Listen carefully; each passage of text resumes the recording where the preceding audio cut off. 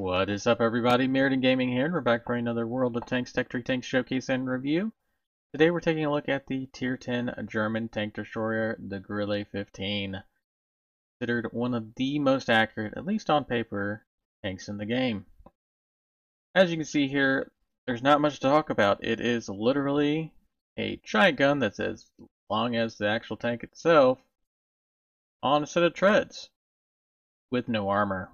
That's right, yeah, you have to watch out for those people HE rounds because they can do a lot of damage to you. In fact, if a FV shot you with a Hesh round or an HE round, they might actually be able to one-shot you if you're not careful and high roll. So yeah, watch out for those. Let's go ahead and get over to the comparison. So the one thing about this tank is there's really only one other true sniper ED. A lot of the other ones are, I mean, they can snipe at medium ranges, but their dispersion just isn't quite there. The STRV 103B is the other one that has the really good dispersion with 0.29. So let's get into it. DPM, not great compared to the Sturv. Still, 2600 is about average for most of the TDs at this tier. Usually somewhere between 24 and 28, so you're right in the middle with those. Have 279 pen on your standard rounds, which is a little low for a TD at this tier, but you do have to do 750 alpha, so better than the other sniper of the two. You do have some slightly better gold rounds with your heat pen. You have 334, which is on par with a lot of the heavy tanks. So that's where it kind of falls short compared to quite a few of the other TDs at this tier. Look, one has 350. There are a couple that have 395, one that has 420. So you have to aim your shots, but because you are so accurate, you shouldn't have a problem hitting and pinning shots. Now reload time, not great. 17 seconds. Definitely have to get that down to compete with stuff. And shell velocity on your gold rounds that you actually have the decent pin, 900. Not great on. Go ahead and take it back to the standard rounds here. So those do have a slightly better shell velocity, but that 279 pin, you really have to aim your shots well in order to make that go through, especially heavy tanks, other heavily armored mediums. Aim time, one of the best in the game, 1.44. I try to get everything else down to 2, and this thing starts a full half second under that. As you can see here with the Sturv, has 2.94, which is one of the slower, honestly. Version of 0.26, you could really go ham with this thing and get it down even more with vents and the improved aiming if you really wanted to, have a tack driver. But honestly, you don't really have to mess with it that much. And depression, it's okay, not great. This thing is a little bit different just because it has the siege mode suspension, but you can make it work in a lot of different positions because you do have a turret on the grill. It can turn 50 degrees left and right, so it's not the best compared to some of the other ones, but it is better than a lot of the TDs in the fact that it at least has a little bit of a turn. Speed, this thing is pretty light compared to quite a few of the others, so it's actually pretty decent speed-wise, 60. Although going over soft terrain, yeah, you drop to one of the slowest tanks at this tier. We get down to our armor. Like I said, you really don't have armor. Same thing with the Sturv here, but it does have a very sharp angle, so it is able to bounce quite a few shots. Health 1800 from that FV. Yeah, the FV405 with its Hesh rounds does 1750. So all he has to do is high roll when he hits you, and you're gone. One shot. There are a few other tanks that can do you in 2 shots, like the Jagdpanzer. But yeah, definitely have to watch out for those FVs with that low armor that you have.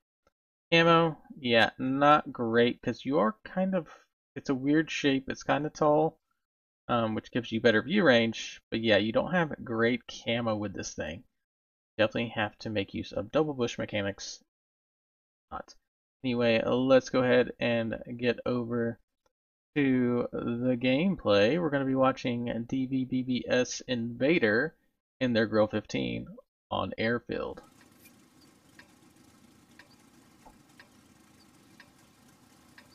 Interesting, he's got bounty equipment fully upgraded, so that's not cheap. It's 3 mil per. So he spent 9 mil just to get the upgraded equipment. Okay, going to one of the standard positions, it looks like, for a TD on this map. Little hill right here. You have to be careful going here though, because there's artillery. They will just spam that spot and try to blind fire you, which some of them can actually kill you. Oh, look at that snapshot. See, that's what that low dispersion affords you. The ability to snapshot on the move and still hit your target. That is ridiculous, honestly. Alright, up here. Yeah, the most awkward thing about this tank is I had the tier 8 at the moment. The most awkward thing is the turret. Nice. Oh, actually didn't look like it pinned. Or he went invisible right as the shell hit, possibly.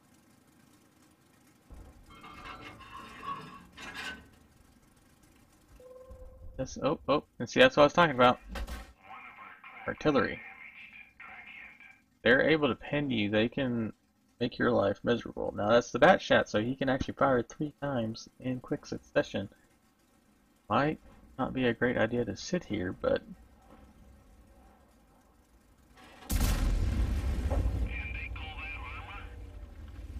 very nicely done. Another shot right in there.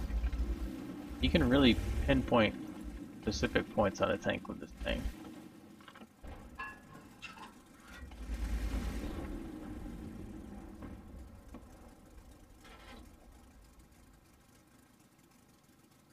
I've not watched this before recording, so we're watching it live. And of course, one problem with TDs is pretty much they sit in one spot and just shoot things. It may not be the most exciting gameplay to watch.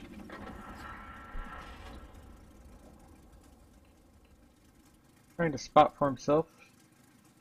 He does have the view range to see that location.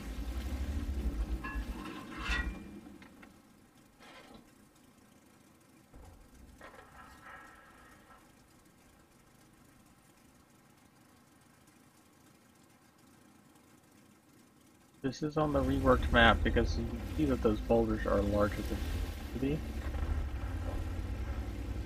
Make a position change to see if we can find a better angle to shoot guys.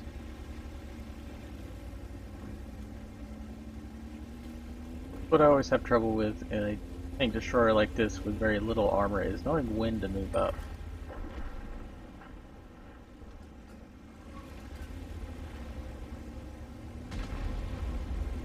Got tired of the enemy not coming to him. Oh, and yeah, see, that's what you gotta watch for.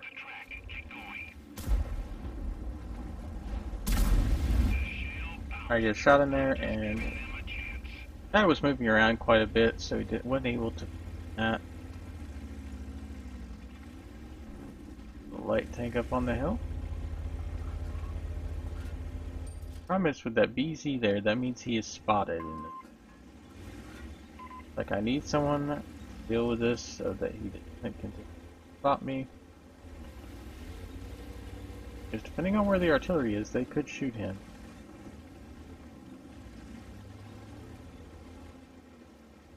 .100 LT is far side of the island, so then everybody can fly in.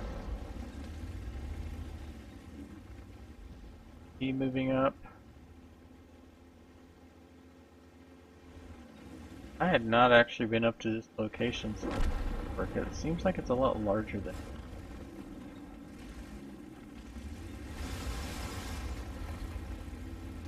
Yeah, I tend to play south here. I tend to play medium. I'm gonna relocate again. Wasn't getting any shots there. Now that BC has kind of moved up to where he could probably shoot that gap again.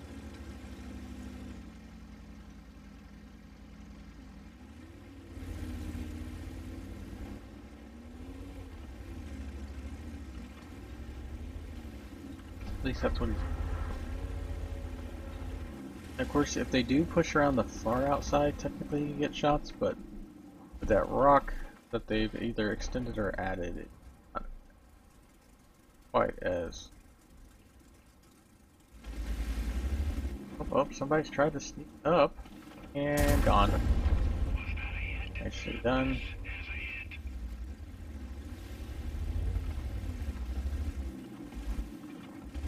Going back to focusing on the little crossing right there. That is the problem with a lot of these TDs and the TD spots. It's really only a viable spot if the enemy pushes. You're relying on them to make mistakes.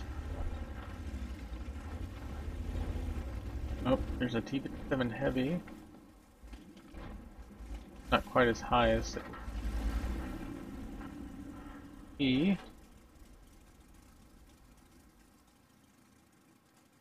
Not poking. Probably knows there's pretty much always a TD in this location, so trying to be smart. Obviously, he wasn't seeing through the bush, so he couldn't really see where the TD was exactly.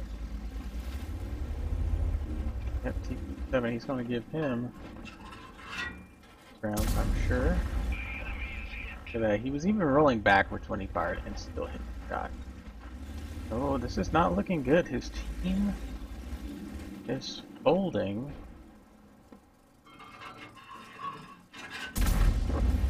Nice hit there. You know he's going to take cover behind the rock because a lot of times with a heavy tank you can just blind fire these two bushes to the left and right and be able to take them out.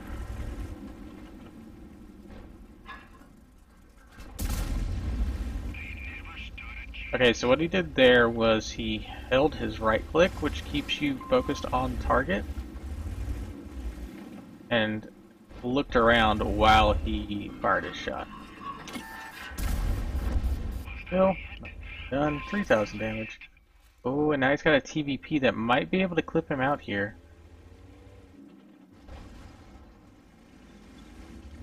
Very smart to roll off that. Oh, gotta get down before the artillery shell hits.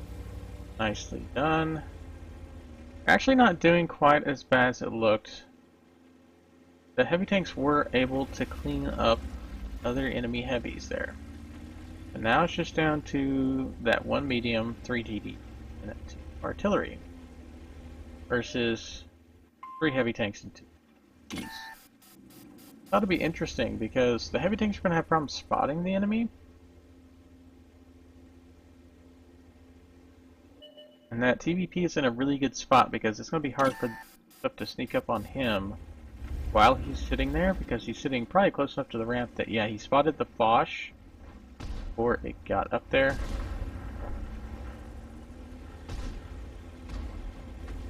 Oh, yep, get around here, finish this guy off. Nice. Gotta be careful because of... FB has not been spotted in a while, probably. And then those artillery could try to shoot. Alright. Looks like they kind of halted the bleeding, so to say. But yeah, all of them, except for the Grille, are basically one-shots at this. Especially with that Foch. Oh, there's the Sturb. Okay, and the Foch as well.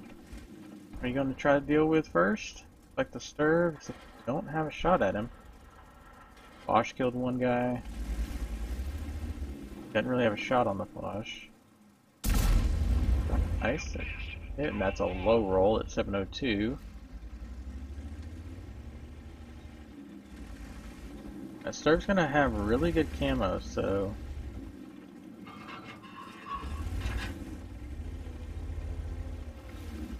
As you can see here, he's got decent view range, but he's not perfect, so...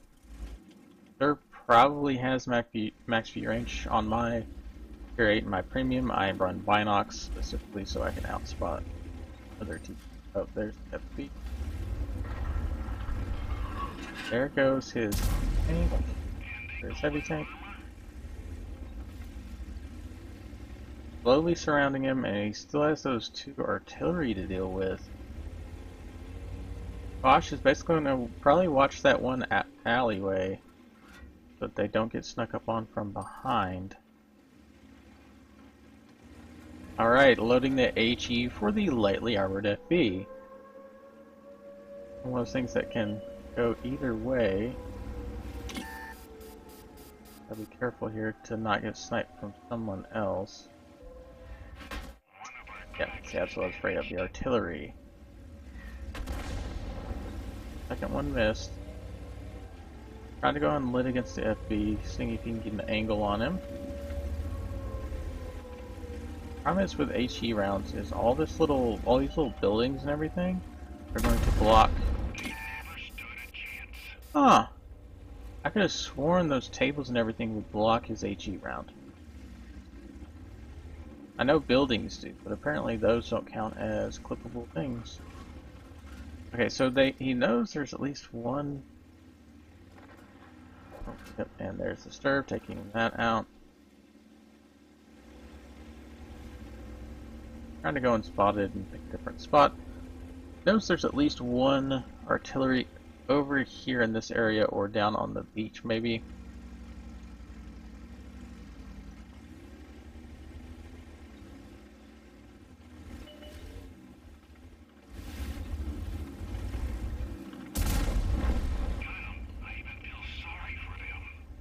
Nicely done.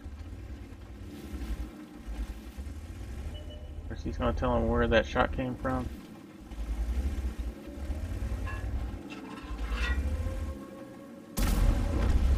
Oh, nicely done. 7 kills.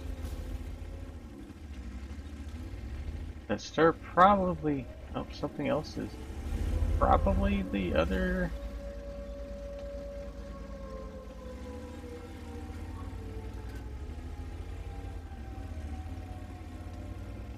Probably the other Artie. Oh no, I guess the stir probably had enough time to move.